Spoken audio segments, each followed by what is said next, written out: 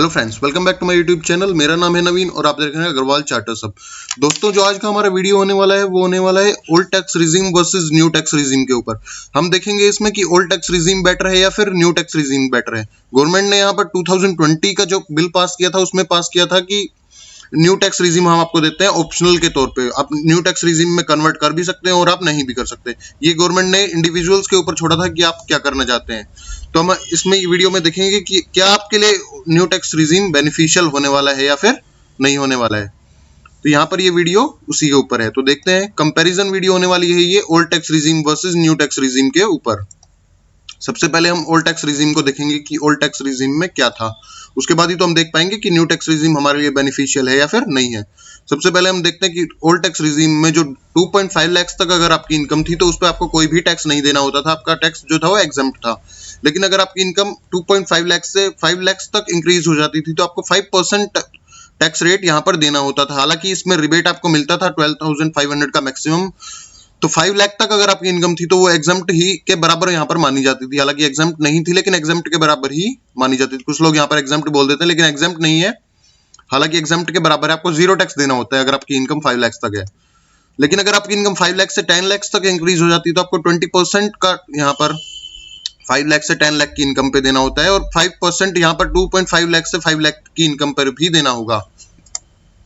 और अगर आपकी इनकम 10 लाख से अबव है in case of old regime तो आपको 30% का रेट यहाँ पर पे करना होगा टैक्स का।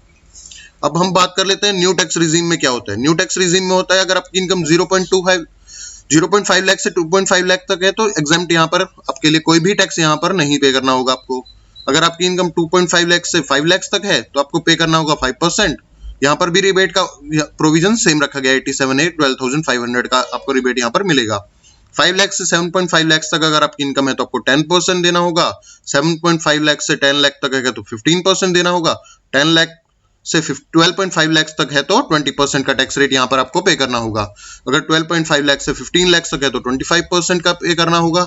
और अगर 15 लाख से अबव आपकी इनकम चली जाती है तो आपको 30% का स्लैब रेट यहाँ पर टैक्स यहाँ पर पे करना होगा न्यू टैक्स रिजीम के अकॉर्डिंग। तो न्यू टैक्स रिजीम में आपके जो टैक्स रेट्स हैं वो धीरे धीरे कम कर दिए गए हैं। लेकिन इसमें एक ड्रॉबैक भी है कि आपको एग्जम्पशंस और जो डिडक्शंस है वो नहीं मिलेंगी।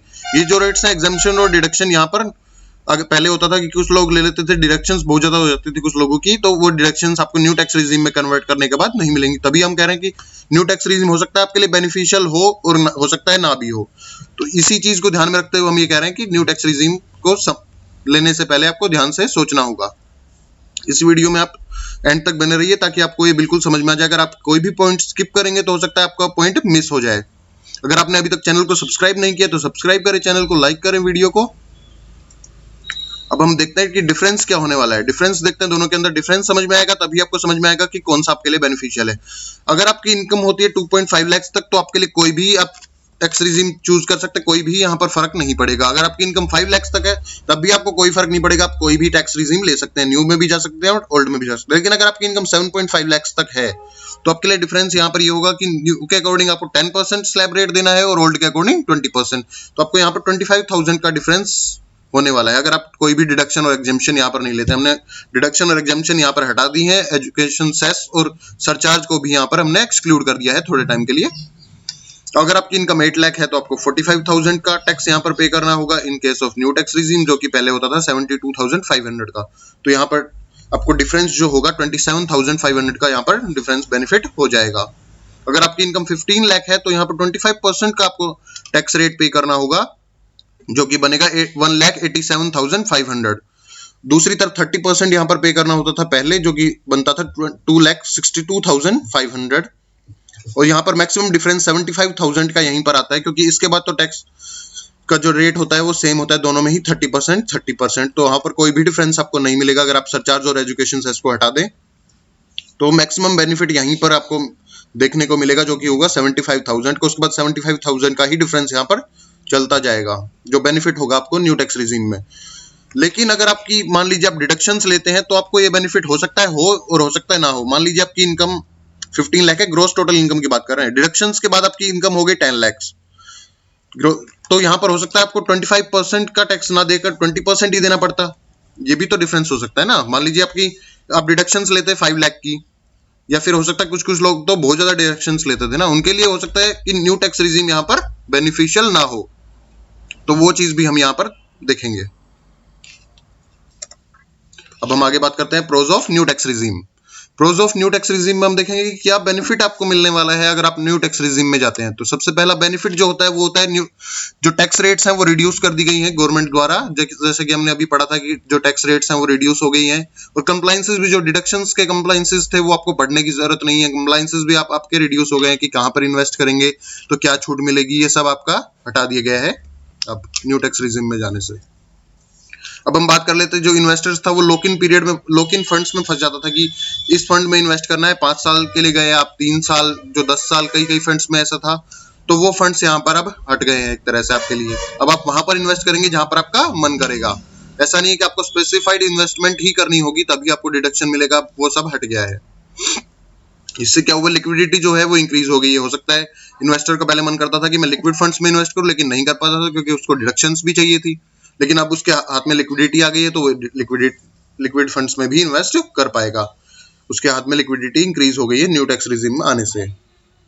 फ्लेक्सिबल हो गया है, अब वो अपने हिसाब से कस्टमाइज कर सकता है अपनी इन्वेस्टमेंट्स को, पहले ऐसा नहीं होता था, पहले गवर्नमेंट जो जिस इन्वेस्टमेंट को करवाना चाहती थी वहीं पर इन्वेस्ट करता था, क्योंकि उसको टैक्स की छूट तो चाहिए ही ना, टैक्स की तो हमें टैक्स तो कम देना ही है, ये तो फिक्स हो गया कि हम टैक्स देने से, इंडिया का जो पर्सन होता है वो टैक्स देने से बचना चाहता है। तो इससे क्या होता है, फ्लेक्सिबिलिटी आ गई है अब उसके पास कि वो अपने इन्वेस्टमेंट्स को कस्टमाइज कर सकता है कि कुछ इन्वेस्टमेंट यहाँ पे कर दी, कुछ लिक्विड फंड्स में कर दी, कुछ लॉन्ग टर्म फंड्स में कर दी, जैसे जैसे उसकी रिक्वायरमेंट है उस हिसाब से वो इन्वेस्ट कर सकता है। अब ऐसा उसके ऊपर तलवार नहीं लटक रही कि अब आपको यहाँ पर इन्वेस्ट करेंगे तभी आपको डिडक्शन मिलेगी। अब कॉन्स की बात कर लेते हैं कि क्या यहाँ पर आपको लिमिटेशन है न्यू टैक्स रिजीम की। सबसे बड़ी जो लिमिटेशन है वो यही है कि स्पेसिफाइड डिडक्शंस जो मिलती थी, जो इन्वेस्टमेंट करने से आपको डिडक्शन मिलती थी, वो यहाँ पर अब आपको नहीं मिलेगी, डिडक्शंस यहाँ पर हट गई हैं, अब आपके लिए डिडक्शंस आपको नहीं मिलेंगी। अब हम ओल्ड टैक्स रिजीम के बेनिफिट्स की बात करते हैं। तो pros of old tax regime. Old tax regime में बेनिफिट क्या था, सबसे पहले बेनिफिट कर लेते हैं हम बात देश को क्या बेनिफिट हो रहा था कि जो इंडिया का ग्रोस सेविंग रेट था वो 30% तक चला गया था मार्च 2019 की अगर हम बात करें तो मार्च 2019 का हमने डाटा देखते हैं तो 30% तक अप्रोक्सीमेटली यहाँ पर 30% तक डाटा चला गया था जो सेविंग रेट है उसका।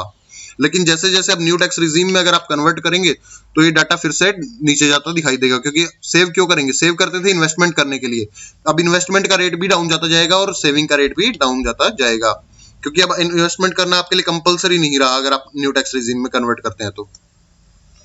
अब हम बात कर लेते हैं दूसरा जो बेनिफिट होता है वो होता था कि सेविंग कल्चर जो होता था वो यहाँ पर बढ़ता था इंडिविजुअल्स के अंदर, सेविंग का जो एक तरह से ग्राफ था वो बढ़ता जा रहा था, सेविंग करने का मन करता था क्योंकि सेविंग करेंगे तभी इन्वेस्ट करेंगे। और सेविंग से बेनिफिट ये होता था कि आपको बेनिफिट्स होते थे कि आपको शादी करनी है उसमें हेल्प हो जाती थी, घर बनाना है उसमें हेल्प हो जाती थी, कोई मेडिकल इमरजेंसी आ गई उसमें भी आपको हेल्प हो जाती थी, तो सेविंग करना यहाँ पर बेनिफिशियल होता था। लेकिन अगर न्यू टैक्स रिजीम की बात करें तो वहां पर आप सेविंग आप अपनी मर्जी से कर सकते हैं, लेकिन आपके ऊपर कंपलसरी नहीं है। पहले होता था कि गवर्नमेंट आपसे सेविंग करवाती थी आपकी हेल्थ के ऊपर, जैसे कि हेल्थ पे आपने खर्चा किया, हेल्थ पे आपने इंश्योरेंस करवाया तो उस पर गवर्नमेंट आपको देती थी डिडक्शन, तो आप अगर नहीं भी करवाना चाहते थे तो भी आप करवा लेते थे कि चलो एक बेनिफिट इधर से आ रहा है और इंश्योरेंस का बेनिफिट तो आपको मिल ही रहा है। अब हम बात कर लेते हैं ओल्ड टैक्स रिजीम में क्या कॉन्स है। ओल्ड टैक्स रिजीम से आपके क्या कॉन्स थे कि टैक्स बेनिफिट यहाँ पर ओल्ड टैक्स रिजीम में क्या होता था कि जब इन्वेस्टमेंट करेंगे तभी आपको टैक्स का बेनिफिट मिलता था, और इन्वेस्टमेंट कहाँ करेंगे, जहां पर गवर्नमेंट बोलेगी वहां पर अगर आप इन्वेस्टमेंट करेंगे तो ये आपको बेनिफिट मिलता था। लेकिन ओल्ड टैक्स रिजीम का सबसे बड़ा जो कॉन्स था वो यही था कि किसी भी इन्वेस्टमेंट पे आप करेंगे तो आपको नहीं मिलेगा, जो गवर्नमेंट बोलेगी वहां पर इन्वेस्ट करेंगे तभी आपको मिलेगा। गवर्नमेंट कहाँ बोलती थी, जहां पर इन्वेस्टमेंट सबसे कम होती थी वहां पर आपको गवर्नमेंट बोलती थी कि आप इन्वेस्ट कीजिए। अब हम बात कर लेते हैं कि इन्वेस्टमेंट अपनी चॉइस से इन्वेस्ट नहीं कर पाता था, जो स्टार रेटेड फंड्स थे उनमें इन्वेस्ट नहीं कर पाता था, बैकवर्ड एरिया में इन्वेस्ट करना पड़ता था, या तो एनएससी वगैरह में इन्वेस्ट करना पड़ता था, जो पोस्ट ऑफिस की स्कीम्स है उनमें इन्वेस्ट करना पड़ता था, वो स्टार रेटेड फंड्स में इन्वेस्ट नहीं कर सकता था अपनी मर्जी से, जो कि अब न्यू टैक्स रिजीम के अंडर हो सकता है, वो करना चाहे तो कर सकता है। अब हम बात कर लेते हैं तीसरा पॉइंट जो हमारा है कि क्या लिमिटेशंस होने वाली है। एक लिमिटेशन होती थी कि जो टैक्स अथॉरिटीज होती है वो डॉक्यूमेंटेशंस बहुत ज्यादा मांगती थी, जो प्रूफ ऑफ इन्वेस्टमेंट्स मांगती थी, यहाँ पर आपसे प्रूफ ऑफ इन्वेस्टमेंट दिखाइए, डॉक्यूमेंट्स दिखाइए, बहुत ज्यादा आपके लिए चक्कर पड़ जाता था उसमें। न्यू ओल्ड टैक्स रिजीम में अगर आप डिडक्शंस लेते थे, तो अब जैसा कि न्यू टैक्स रिजीम में ऐसी रिक्वायरमेंट ही नहीं होगी आपको दिखाने के लिए, क्योंकि आपका डिडक्शंस यहाँ पर मिल ही नहीं रही है। अब हम बात कर लेते हैं कि आपके लिए बेनिफिशियल क्या होगा। सबसे मेन जो पॉइंट होता है वो यही है कि हमारे लिए बेनिफिशियल क्या होगा, एग्जिस्टिंग बेनिफिट होगा या फिर न्यू टैक्स। देखिए, अगर आप इंडिविजुअल्स हैं, आप बिजनेस नहीं करते या फिर आपका प्रोफेशन भी नहीं है, बिजनेस और प्रोफेशन वाले के लिए दिक्कत है। अगर आप बिजनेस और प्रोफेशन नहीं करते हैं तो आपके लिए कोई दिक्कत नहीं है, आप हर साल एग्जिस्टिंग से न्यू में और न्यू से एग्जिस्टिंग में जा सकते हैं। उसमें कोई भी लॉक आपको नहीं दिया गया है कि आप लॉक हो जाएंगे, एक बार अगर आपने कर लिया तो आप दोबारा नहीं कर सकते। हालांकि अगर आपका बिजनेस और प्रोफेशन है तो आप लॉक हो जाएंगे। अगर आपने एक बार न्यू ले लिया तो सिर्फ एक बार ही आपको चांस मिलेगा कि आप एग्जिस्टिंग में आ पाए। ये नहीं कि आप हर साल एग्जिस्टिंग से न्यू, न्यू से एग्जिस्टिंग कर पाएंगे, ऐसा नहीं कर पाएंगे। सिर्फ एक बार का चांस मिलेगा अगर आपका बिजनेस और प्रोफेशन है। हालांकि अगर आपकी बिजनेस और प्रोफेशन के अलावा कोई और इनकम है तो आपके लिए ये बहुत बड़ा बेनिफिट है कि आप कहीं भी चेंज कर सकते हैं, हर साल चेंज कर सकते हैं।